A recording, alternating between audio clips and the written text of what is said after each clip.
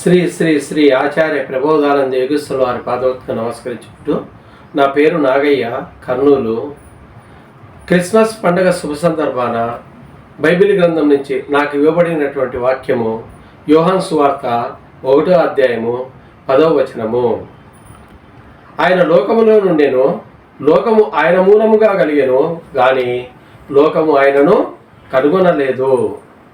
లోకమనగా దీని వివరణ తీసుకుంటే, లోకమనగా అనుభవం కలిగినటువంటిది అని అర్థము. ఆత్మ అనగా ఆయన అనుభవం కలిగిన మనుషులలో నుండెను. మానవులందరూ ఆత్మచేత తయారు చేయబడిన వారే.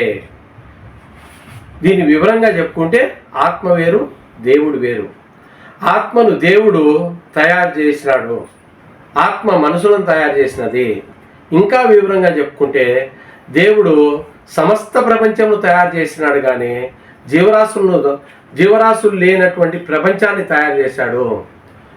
ఆ ప్రపంచంను తయారు చేసిన తర్వాత ఆత్మను తయారు చేసి ఆత్మ చేత మనుషులను తయారు చేయించినాడు.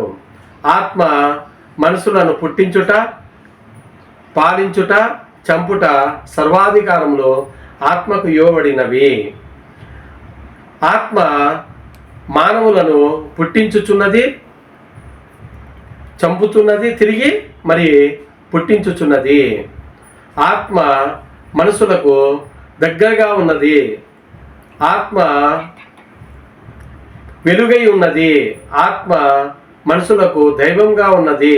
కానీ ఆత్మను కనుగొనలేకున్నాము. ఆత్మను దేవుడు తయారు చేశాడు కాబట్టి దేవుడు ఆత్మకు తండ్రిగా ఉన్నాడు. ఆత్మ మనుషులను తయారు చేసింది కాబట్టి మనుషులకు ఆత్మ దేవుడుగా ఉన్నాడు. దేవుడుగా ఉన్నటువంటి ఆత్మను మనుషులు కనుగొనలేకున్నారు.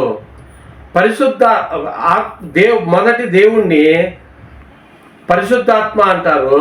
ఆత్మను తండ్రి అని భగవంతుడు తెలియజేసినాడు. నమస్కారము.